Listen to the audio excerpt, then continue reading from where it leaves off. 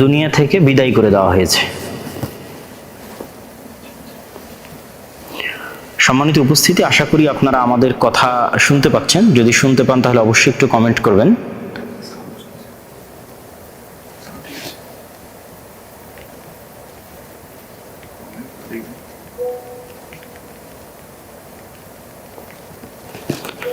আলহামদুলিল্লাহ, আপনারা শুনতে পাচ্ছেন, সেটি আমরা জানতে পারলাম। জি, তো এই হামলার পাল্টা উত্তরে প্রথম দিকে অবশ্যই কোনো না কোনো মাধ্যমে ইরানের যে ডিফেন্স সিস্টেম ছিল, এয়ার ডিফেন্স সিস্টেম, সেটিকে অবশ্যই অকেজো করা হয়েছিল এবং যার ফলশ্রুতিতে এতটি সফল হামলা তারা পরিচালনা করতে সক্ষম হয়েছে। পরবর্তীতে ইরানও তার পাল্টা হামলা করা শুরু করে। ইরান ড্রোনের মাধ্যমে হামলা শুরু করে, পরবর্তীতে ধীরে ধীরে মিসাইল, হাইপারসনিক মিসাইল, দূরপাল্লার ক্ষেপণাস্ত্র এবং ইসরায়েলের তেল আবিব, হাইফা ইত্যাদি নগরীতে হামলা করার মাধ্যমে ইরানও তার পাল্টা যে আক্রমণ সেটা অব্যাহত রেখেছে। ইসরায়েলের আন্তর্জাতিক বিমানবন্দর বন্ধ ঘোষণা করা হয়েছে। উভয় পক্ষেই মোটামুটি ভালো ক্ষয়ক্ষতি হয়েছে আহত নিহতের দিক থেকে। অবশ্যই ইসরায়েলের কম হবে, ইরানের বেশি হবে, এটি স্বাভাবিক, কারণ ইসরায়েলের প্রতিটি বাড়িতেই অভ্যন্তরীণ বাংকার আছে এবং সাইরেন বাজলে তারা সেখানে আশ্রয় নেয়। ইসরায়েলের আয়রন ডোম যে আকাশ প্রতিরক্ষা ব্যবস্থা, এটি অত্যন্ত উন্নত প্রযুক্তির এবং আমেরিকার নিজস্ব সাপোর্ট আছে। আমেরিকা যদিও বলতেছে আমরা সরাসরি এই যুদ্ধে আক্রমণে অংশগ্রহণ করছি না, তবে ইসরায়েলকে ডিফেন্স করার জন্য আমরা সাথে আছি। তো আমেরিকা যেহেতু ইসরায়েলকে ডিফেন্স করার জন্য সাথে আছে, সেহেতু ইরান যত মিসাইলে নিক্ষেপ করুক সেগুলো খুব কম সংখ্যকই লক্ষ্যভেদ করতেছে। অধিকাংশই রাস্তাতেই ইন্টারসেপ্ট তথা রাস্তাতেই পাল্টা মিসাইল এসে সেগুলোকে আক্রমণ করে ধ্বংস করে দিচ্ছে, যেটা আকাশ প্রতিরক্ষা ব্যবস্থার অংশ। তো সেহেতু ইসরায়েলের ক্ষয়ক্ষতি কম হবে এবং ইরানের ক্ষয়ক্ষতি বেশি হবে, এটি স্বাভাবিক। যদি ইরানের পক্ষ থেকে যে দাবি করা হয়েছে যে ফাইটার জেট 35 এটি ধ্বংস করা হয়েছে, এটি আসলে এখন পর্যন্ত কোনো স্পষ্ট প্রমাণ পাওয়া যায়নি। ইরান হয়তো সামনে হরমুজ প্রণালী বন্ধ ঘোষণা করতে পারে। আপনারা ম্যাপে দেখলে দেখবেন যেটি পারস্য উপসাগর, ওমান সাগর এবং আরব সাগরের মধ্যে যে কানেকশন এবং মধ্যপ্রাচ্যের যতগুলো বড় বড় দেশ আছে তাদের তেল সহ বিভিন্ন কিছু আমদানি এবং রপ্তানির যে মূল লাইন, সেই হরমুজ প্রণালী, সেটি যদি ইরান বন্ধ ঘোষণা করে তাহলে এই যুদ্ধটা আরও ব্যাপক আকার ধারণ করবে এবং অনেকেই ধারণা করতেছে যে এই যুদ্ধ হয়তো অতি সত্বর বা অতি সহজেই থামার নয়, বরং একটা ফুল স্কেলের তৃতীয় বিশ্বযুদ্ধ রূপ নিতে পারে। আল্লাহু আ'লাম, আল্লাহ সুবহানাহু ওয়া তাআলা ভালো জানেন। আমরা যদি বর্তমান পরিস্থিতিটা একটু বুঝতে চাই, প্রেক্ষাপটটা বুঝতে চাই, তাহলে আমাদের কিছু জানা থাকা দরকার। যেহেতু এখানে অধিকাংশ বিশ্বের মুসলমানের হচ্ছে সুন্নি মুসলমান, আর ইরান একটি শিয়া অধ্যুষিত রাষ্ট্র, আবার ইসরায়েল হচ্ছে একটি ইহুদি কেন্দ্রিক একটা রাষ্ট্র। সেহেতু এই জায়গায় আসলে মুসলমানদের ভূমিকা কি হবে, বিশেষ করে সুন্নি মুসলমানদের, তারা অনেকেই হতবিহ্বল বা হয়তো চিন্তা করতে পারতেছে না বা ধারণা করতে পারতেছে না সে খুশি হবে না আনন্দিত হবে না দুঃখিত হবে না কষ্ট পাবে, কাকে সাপোর্ট দিবে, এইরকম একটা দ্বিধাদ্বন্দ্বের মধ্যে আছে। ফলত প্রেক্ষাপটটা আমাদের জানা দরকার। প্রেক্ষাপটটা তুলে ধরার জন্য আমি আপনাদের সামনে এতটুকু বলতে পারি যে ইরান এবং ইসরায়েলের মধ্যে অনেক বিষয়ে মিল আছে। সেই মিলটা হচ্ছে, ইরান যেমন একটি ধর্মভিত্তিক রাষ্ট্র, শিয়া ধর্মভিত্তিক, ইসরায়েলও ঠিক একটি ধর্মভিত্তিক রাষ্ট্র, ইহুদি ধর্মভিত্তিক। তৃতীয় যেটি মিল সেটি হচ্ছে, ইরানের যেমন মধ্যপ্রাচ্য কেন্দ্রিক উচ্চাশা এবং উচ্চাকাঙ্ক্ষা আছে রাজনৈতিক আধিপত্যের, ঠিক তেমনি ইসরায়েলেরও পুরো মধ্যপ্রাচ্যে দাদাগিরি করার তার লালিত স্বপ্ন আছে, সে গ্রেটার ইসরায়েল বানাতে চায়। তাহলে দুইজনের লক্ষ্য উদ্দেশ্য সেম, দুইজনই মধ্যপ্রাচ্যের সবচেয়ে শক্তিশালী প্রভাবশালী পাওয়ারে পরিণত হতে চায়, যেটাকে আপনারা পাওয়ার ডাইনামিক্স বলতে পারেন। এবং উভয়ই যে আসলে মধ্যপ্রাচ্যের পাওয়ারে নিজেদের সর্বোচ্চ স্থানে রাখতে চায়, এটির অনেকগুলো প্রমাণও আছে। যেমন ইরান অসংখ্য সুন্নি রাষ্ট্রের প্রক্সি যুদ্ধ পরিচালনা করেছে, এগুলো ধারণাপ্রসূত কোনো কথা নয়, বাস্তব সত্য। যেমন সিরিয়ার বাশার আল আসাদকে টিকিয়ে রাখার জন্য কাসেম সোলাইমানি সহ অসংখ্য শিয়া যারা মিলিশিয়া গ্রুপ আছে তাদের ব্যাপক অবদান আছে এবং তাদের হাতে বর্তমান সিরিয়ার যারা অধিকাংশ মুসলমান, সুন্নি মুসলমান, তাদের রক্তে তাদের হাত রঞ্জিত। এইটা কোনো কাল্পনিক কথা নয়, এটা একটি সত্য, ঐতিহাসিক বাস্তব সত্য ঘটনা। তো বাশার আল আসাদের পরাজয় ছিল মূলত ইরানের মধ্যপ্রাচ্যে তার যে শক্তিশালী হওয়ার যে উচ্চাভিলাষ, সে উচ্চাভিলাষের একটি পতন। ঠিক হিজবুল্লাহর মাধ্যমে প্রক্সি ওয়ার, হুথিদের মাধ্যমে প্রক্সি ওয়ার, এগুলো প্রত্যেকটাই ইরানের যে মিলিশিয়া গ্রুপগুলো, এগুলো ছিল ইরানের নিজস্ব রাজনৈতিক আধিপত্য বিস্তারের একটি ধ্যান এবং ধারণা বা চিন্তা বা চেষ্টা। ঠিক ইসরায়েলও চায় যে সে মধ্যপ্রাচ্যের সবচেয়ে শক্তিশালী পাওয়ারফুল কান্ট্রি হবে। যেটা আমরা দেখি যে ইসরায়েল তার কোনো শত্রু যদি, এটা শুধু ইসরায়েল না, ইসরায়েল এবং আমেরিকার যে নিজস্ব ওয়ার্ল্ড অর্ডার আছে, সেই নিজস্ব ওয়ার্ল্ড অর্ডার বিশ্ব ব্যবস্থা, এই বিশ্ব ব্যবস্থায় যদি তারা কাউকে শত্রু বা তাদের চাইতে কাউকে শক্তিশালী, তাদের জ্ঞান এবং প্রযুক্তি কারো কাছে চলে যাচ্ছে, এরকম যদি কোনো ধ্যান ধারণা বা সন্দেহ তাদের অন্তরে তৈরি হয়, তাহলে তারা আসলে দেখে না কে শিয়া, কে সুন্নি, কে খ্রিস্টান। তাদের ওয়ার্ল্ড অর্ডারের জন্য যেই হুমকি হবে তারা তাকে টার্গেট করবে। এবং এটার সবচেয়ে জ্বলন্ত উদাহরণ আপনাদের সামনে আছে সোভিয়েত ইউনিয়ন। সোভিয়েত ইউনিয়ন যখন আফগানিস্তান দখল করে নিল, তখন এই আমেরিকাই তালেবানদের, আল কায়দাদের, পাকিস্তানের, তাদেরকে অস্ত্র দিয়ে সহযোগিতা করে তাদেরকে সোভিয়েত ইউনিয়নের বিরুদ্ধে যুদ্ধে সহযোগিতা করলো। পরবর্তীতে মুজাহিদেরা যুদ্ধে বিজয় লাভ করে যখন অস্থিতিশীল অবস্থা থেকে একটা স্থিতিশীল অবস্থায় চলে গেল দেশ ইমারাত ইসলামিয়ার মাধ্যমে, যেটা আমেরিকা কল্পনা করেনি যে এত দ্রুত একটা দেশ অস্থিতিশীল থেকে স্থিতিশীল হবে। তো স্থিতিশীল অবস্থায় চলে গিয়ে যখন আবার ইসলামী শক্তির উত্থান ঘটতে লাগলো আফগানিস্তানে, তখন সেটাকেও তারা তাদের ওয়ার্ল্ড অর্ডারের জন্য থ্রেট মনে করলো। এবং তাদেরই লালিত পালিত, তাদের অর্থ, তাদের অস্ত্র দিয়ে লালিত পালিত মুজাহিদদের বিরুদ্ধে তারাই আবার আক্রমণ শুরু করলো। তাহলে এখানে এই আফগানিস্তানে আপনি প্রমাণ পাচ্ছেন যে আসলে আমেরিকা বা ইসরায়েল দেখে না যে কে খ্রিস্টান, কে ইহুদি, কে শিয়া, এটা দেখে না। তার ওয়ার্ল্ড অর্ডারের জন্য যে থ্রেট, তাকে তারা পৃথিবীর অস্তিত্ব থেকে মুছে দেবে। ঠিক ইরাকের ক্ষেত্রে দেখেন, ইরাকে বলা যায় 2001 সালে যে হামলা, 2003 সালে যে হামলা ইরাকে চালানো হয়, আর আফগানিস্তানে চালানো হয় 2001-এ, আর 2003-এ হচ্ছে ইরাকে। তো এই সাদ্দাম হোসেনের সাথেই কিন্তু 80-র দশকে, 1980 থেকে 1988 সাল পর্যন্ত সাদ্দাম হোসেনের সাথে বর্তমান ইরানের যুদ্ধ চলেছে প্রায় 10 বছর। এবং সেই শত্রুতার কারণে, তথা ইরাক এবং ইরানের ধর্মীয় শত্রুতা অথবা আরব এবং পারস্য জাতীয়তাবাদের শত্রুতার কারণে আমেরিকা যখন ইরাকের উপর আক্রমণ চালায়, তখন কিন্তু ইরান প্রত্যক্ষ এবং পরোক্ষ সহযোগিতা করেছে। সে কিন্তু আক্রমণে বাধা দেয়নি। এবং আমরা দেখেছি আমাদের চোখের সামনে ঈদুল আজহার দিন সাদ্দাম হোসেনকে ফাঁসি দিয়ে হত্যা করা হয়েছে। ঠিক তেমনি লিবিয়া তার যে তেল শোধনাগারগুলো ছিল, সেগুলোতে অযাচিত হস্তক্ষেপ বা স্বাধীন তেল উত্তোলনের সুযোগ যে আমেরিকার ওয়ার্ল্ড অর্ডার আছে তাদেরকে দিচ্ছিল না। ফলত তাকেও রাস্তা থেকে সরানো জরুরি ছিল। এবং 2011-তে যখন লিবিয়ার গৃহযুদ্ধ শুরু হলো, তার ফলশ্রুতিতে মুআম্মার আল গাদ্দাফি কিন্তু দুনিয়া থেকে বিদায় নিয়েছে। এখন সিরিয়া বলেন, লিবিয়া বলেন, ইরাকের বলেন, এই বিশাল ভূখণ্ডের তেলের খনি এখন পাশ্চাত্য প্রভুদের জন্য এক প্রকার উন্মুক্ত। এবং ইউরোপের যে রাশিয়ার উপর যে নির্ভরশীলতা, সেটি কমানোর জন্য রাশিয়া এবং ইউক্রেন যুদ্ধটাও কিন্তু প্রমাণ করে যে আসলে কে কোন ধর্মের সেটি বিষয় নয়, আমার আধিপত্যের জন্য যে শত্রু, আমি তার সাথে শত্রুতা করব। এই কারণে রাশিয়াকে ইউক্রেন যুদ্ধে ব্যস্ত রাখা আছে, যেন সেখানেই রাশিয়া তার শক্তিকে ক্ষয় করে ফেলে, তার শক্তিকে শেষ করে ফেলে। এবং রাশিয়া অলরেডি তার শক্তি কিন্তু ইউক্রেন যুদ্ধের পিছনে ক্ষয় হয়ে যাচ্ছে। তো রাশিয়ার উপর ইউরোপের যে নির্ভরশীলতা, গ্যাস কেন্দ্রিক নির্ভরশীলতা, এই নির্ভরশীলতা কমানোর জন্য যারা ইউরোপের দেশে থাকেন তারা খুব ভালোভাবেই জানেন যে ইউরোপে শীতপ্রবণ দেশ, সেখানে প্রচুর পরিমাণে হিটার চালানোর জন্য গ্যাসের প্রয়োজন হয়। তো সেই গ্যাসের নির্ভরশীলতা ইউরোপের উপর কমানোর জন্য যদি কাতার বা এই ধরনের দেশ থেকে গ্যাস নিয়ে যেতে হয়, তাহলে আপনাকে সিরিয়া এবং তুরস্কের মধ্যে দিয়ে পাইপ লাইন তৈরি করে নিয়ে যেতে হবে। সেই পাইপ লাইনটা সিরিয়ায় বা আমেরিকার পক্ষের সরকার তৈরি না হওয়া পর্যন্ত কিন্তু সেটি নিয়ে যাওয়া সম্ভব ছিল না।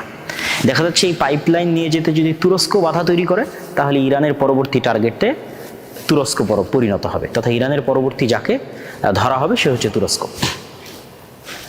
তো সম্মানিত উপস্থিতি, আমি যেটি বোঝাতে চাচ্ছিলাম সেটি হচ্ছে এখানে ইরান এবং ইসরায়েলের মধ্যে যে যুদ্ধটা চলতেছে, এটি আসলে কিসের যুদ্ধ? এটি পাওয়ার ডাইনামিক্স। এটি এরকম না যে হ্যাঁ শিয়া সুন্নিদের খুব ভালোবাসে ইরান, এই জন্য সে ইসরায়েলের প্রতি আক্রমণ করতেছে, সে মসজিদ আকসা মুক্ত করতে চায় এই জন্য ইসরায়েলের প্রতি আক্রমণ করতেছে, সে গাজাকে মুক্ত করতে চায় এই জন্য ইসরায়েলের প্রতি আক্রমণ করতেছে, এরকম না। বিষয়টা এরকম নয়।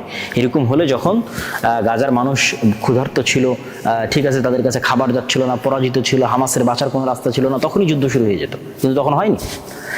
ঠিক ঠিক ইসরায়েলও যে সৌদি, কুয়েত, কাতার, বাহরাইন তাদেরকে রক্ষা করবে, এই জন্য সে ইরানকে ধ্বংস করতেছে, ইরানের পরমাণু অস্ত্রের যেন মালিক না হয় এই নিয়ে সে চেষ্টা করতেছে, এটিও কিন্তু না। তারা আসলে দুইজনই মধ্যপ্রাচ্যের প্রভু হতে চায়, একজন ইহুদি ধর্মকেন্দ্রিক এবং আরেকজন শিয়া ধর্মকেন্দ্রিক, এবং দুইজনই মধ্যপ্রাচ্যে অবস্থিত অন্য দেশগুলোকে শত্রু জ্ঞান করে। আমি জানি না মধ্যপ্রাচ্যের অন্য দেশেরা এই নলেজটুকু তারা রাখে কিনা যে আসলে ইসরায়েলও তাদেরকে শত্রু জ্ঞান করে এবং ইরানও তাদেরকে শত্রু জ্ঞান করে। এখানে যেই আসলে টিকে যাবে সে পরবর্তীতে এই পুরো মধ্যপ্রাচ্যে আধিপত্য বিস্তার করবে।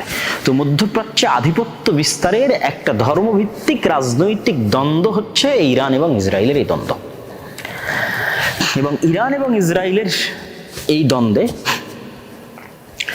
আমাদের যেটি সবচেয়ে বেশি শিক্ষার আছে সেটা হচ্ছে, দেখেন ইরানকে বারবার ডোনাল্ড ট্রাম্পের যে টুইট, আপনারা এক্স, এখন তো টুইটার না, এক্স প্ল্যাটফর্মে গিয়ে যদি আপনারা ডোনাল্ড ট্রাম্পের লাস্ট 4-5টা পোস্ট দেখেন, তাহলে সেখানে তিনি স্পষ্টভাবে একজন প্রেসিডেন্ট পদের জায়গা থেকে স্পষ্টভাবে থ্রেটমূলক বাক্য উচ্চারণ করে তিনি বলছেন যে আমি বারবার ইরানকে বলেছি যে তোমরা একটা পারমাণবিক চুক্তি করো, ঠিক আছে, আমাদের সাথে নেগোসিয়েশনে আসো, না হলে 60 দিনের সময় 61 দিন থেকে তোমাদের খবর আছে, অমুক আছে তমুক আছে, আমেরিকা বিশাল অস্ত্রের অধিকারী, ধ্বংস করে দিবে, শেষ করে দিবে, অসংখ্য, মানে সব ভয়াবহ রকমের সব থ্রেট।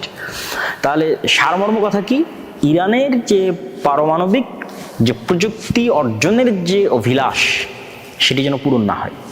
ইরাকের সাদ্দাম হোসেনও কিন্তু সে অভিলাষ করেছিল, তাকে কিন্তু ধ্বংস করে দেওয়া হয়েছে। তাহলে বিষয়টা কি বোঝাচ্ছে যে বর্তমান পৃথিবীতে কিন্তু প্রযুক্তির যুদ্ধ চলতেছে, জ্ঞানের যুদ্ধ চলতেছে, যে আপনি পারমাণবিক বম কিভাবে বানায় এই জ্ঞান এবং এই প্রযুক্তিটা আপনি অর্জন করবেন, এটা পৃথিবীর কেউ সহ্য করতেছে না। সে আপনি ইহুদি হন, খ্রিস্টান হন, বৌদ্ধ হন, সেটা পরের বিষয়, কিন্তু আপনি যেন এই জ্ঞান না পান।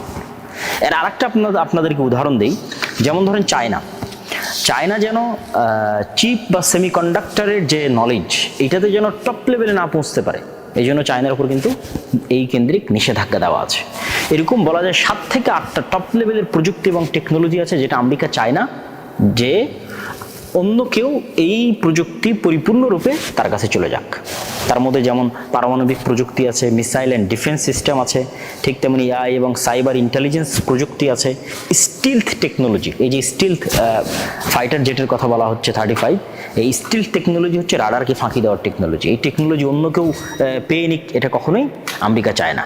ঠিক তেমনি সেমিকন্ডাক্টর এবং চিপ তৈরির যে প্রযুক্তি, এনভিডিয়া বা ইন্টেল এরকম আমেরিকান যে কোম্পানিগুলো আছে তারাই টপ লেভেলের। আমাদের মোবাইলের মধ্যে যে চিপ থাকে, কম্পিউটার এবং ল্যাপটপের মধ্যে থাকে, এটা কিন্তু পুরোপুরি আমেরিকার একচ্ছত্র নিয়ন্ত্রণে, যেটার 50% তৈরি হয় তাইওয়ানের সাথে চায়নার দ্বন্দ্বটা কিন্তু এই কেন্দ্রিক। তথা আমি আপনাদের যেটি বুঝাতে চাচ্ছি যে পুরো পৃথিবীতে বর্তমান যে যুদ্ধটা চলতেছে, ইরান এবং ইসরায়েলের যে যুদ্ধ চলছে, এটা জ্ঞানের যুদ্ধ, এটা প্রযুক্তির যুদ্ধ, এবং জ্ঞান এবং প্রযুক্তিতে যে এগিয়ে ক্ষমতা তার হাতে।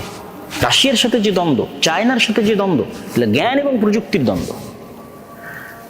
কিন্তু দুঃখজনক হলো সত্য যে আমরা মুসলমানেরা কিন্তু সেই জ্ঞান এবং প্রযুক্তি থেকে অনেক অনেক পিছিয়ে আছি। এবং আরেকটা বিষয়ে আমরা পিছিয়ে আছি, একে তো আমরা জ্ঞান এবং প্রযুক্তি থেকে মুসলমানেরা পিছিয়ে আছি, এবং আরেকটা বিষয় আমরা সবচেয়ে বেশি পিছিয়ে আছি, সেটি হচ্ছে দেখেন যে অপারেশন ইসরায়েল পরিচালনা করছে, এই অপারেশনের নাম ইসরায়েল দিয়েছে রাইজিং লায়ন। এবং এই অপারেশনের নাম যখন সে দেয় তখন সে তাদের যে তাওরাহ বা ওল্ড টেস্টামেন্ট যেটাকে আমরা বলি, হিব্রু ভাষায় লেখা, সেটার বুক অফ নাম্বারসের একটা শ্লোক, সেই শ্লোক থেকে সেই নামটা নিয়েছে।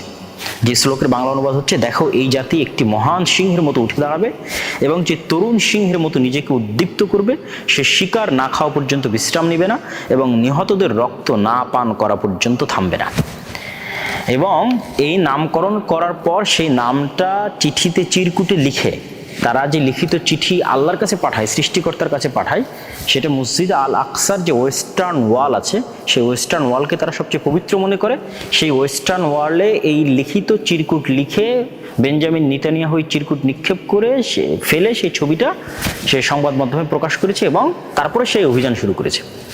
তাহলে তাদের অভিযানের সাথে তাদের ধর্ম এবং ধর্মগ্রন্থের কি গভীর সম্পর্ক আছে সেটি কিন্তু আমরা চিন্তা তো আনি না। ঠিক গাজার বিরুদ্ধে যে অভিযানটা তারা পরিচালনা করেছিল, গাজার বিরুদ্ধে অভিযানও তারা যে নাম রেখেছিল গাজার বিরুদ্ধে অভিযান পরিচালনায় আমালেক, সেটিও 2023 সালের 28 অক্টোবর এক বিবৃতিতে নেতানিয়াহু বাইবেলের বুক অফ ডিউটেরনমি সেখান থেকে উদ্ধৃত করে আমালেক, যেটা আমরা ওই যে আমালেকা গোত্রের বিরুদ্ধে মুসা আলাইহিস সালাতু ওয়াস সালাম বা ইউশা বিন নূনের যে যুদ্ধের বর্ণনা আল্লাহ সুবহানাহু ওয়া তাআলা কোরআনে উল্লেখ করেছেন, সেই যুদ্ধের স্মৃতিচারণে তারা কল্পনা করতেছে যে হামাস বা গাজাকে তারা সম্পূর্ণরূপে নির্মূল করে দিবে, ঠিক যেভাবে আমালেকাদের ওই সময় ইউশা বিন নূন এবং মুসা আলাইহিস সালাতু ওয়াস সালাম বনু ইসরাইল যেভাবে নির্মূল করেছিল। তাহলে এবং তাদের যতগুলো অস্ত্র আছে, টেকনোলজি আছে, সবগুলোর নামকরণেও তারা ধর্মীয় নাম সবসময় ব্যবহার করে। যেমন তাদের একটা অস্ত্রের নাম হচ্ছে ডেভিড স্লিং, ডেভিড মানে দাউদ আলাইহিস সালাতু ওয়াস সালাম। আপনারা এই বিষয়ে আরও স্টাডি করে দেখতে পারেন এবং আমি আমার বহু বক্তব্যে তুলে ধরেছি যে ইহুদিরা তাদের ধর্মের প্রতি কী পরিমাণ কট্টর বিশ্বাসী। এখান থেকে আমাদের যেটা শিক্ষণীয় সেটি আমি আমার বহু বক্তব্যে বলেছি যে যেখানে ইহুদিরা তাদের নিজের দিনের উপর কঠোরভাবে বিশ্বাসী হয়ে তারা তাদের সকল কিছু পরিচালনা করতেছে এবং পৃথিবীর কারো কেয়ার বা পরোয়া করতেছে না, তার দিনের উপর বিশ্বাসী থাকার ক্ষেত্রে এবং তার দিনকে রক্ষা করার ক্ষেত্রে, তার দেশকে রক্ষা করার ক্ষেত্রে কাউকে পরোয়া করতেছে না। ঠিক আমাদের পার্শ্ববর্তী দেশ ভারতের যারা হিন্দু আছে তারাও তাদের দিনের উপর কট্টর বিশ্বাসী, যে সেই কট্টর বিশ্বাস থেকে তারা কাউকে ছাড় দিচ্ছে না। কিন্তু আমরা মুসলমানেরা পরস্পরে প্রতিযোগিতা করতেছি যে কে কত বড় সেকুলার আর কে কত বড় অসাম্প্রদায়িক সেটি তুলে ধরার জন্য। এই সমস্ত অসাম্প্রদায়িকতা আর সেকুলারদের পৃথিবীতে কারো কাছে দাম নাই, তারা শুধু গোলাম এবং দালাল হিসেবে পৃথিবীতে বসবাস করতে পারে। আর গোলাম এবং দালালের বাইরে যদি মেরুদণ্ড সোজা করে শক্ত করে দাঁড়াতে হয় তাহলে নিজ দিনের উপর পূর্ণ আত্মবিশ্বাস, পূর্ণ আস্থা এবং পূর্ণ কনফিডেন্স, কোনো প্রকার হীনম্মন্যতা ছাড়া যদি আপনি সামনের দিকে আগাতে পারেন তবেই পৃথিবী আপনাকে দাম দিবে, পৃথিবী আপনাকে গণনার মধ্যে কাউন্ট করবে। এবং ইরানের উপর যে হামলা চলছে সেটা প্রমাণ করে যে ইরানকে তারা গণনার মধ্যে কাউন্ট করতেছে। ইরানকে কেন গণনার মধ্যে কাউন্ট করতেছে? ইরানের নিজস্ব ওয়ার্ল্ড অর্ডার আছে, ইরানের নিজস্ব থিওরি আছে, যদিও সেটা শিয়া ধর্মীয় রাজনীতি কেন্দ্রিক, যেটাও মধ্যপ্রাচ্যের সুন্নি রাষ্ট্রগুলোর জন্য থ্রেট, কিন্তু তারপরেও সে তার নিজস্ব আদর্শে অটল এবং অটুট। এই কারণে তাকে গণনার মধ্যে ধর্তব্যের মধ্যে আনতে হচ্ছে ইসরায়েলকে।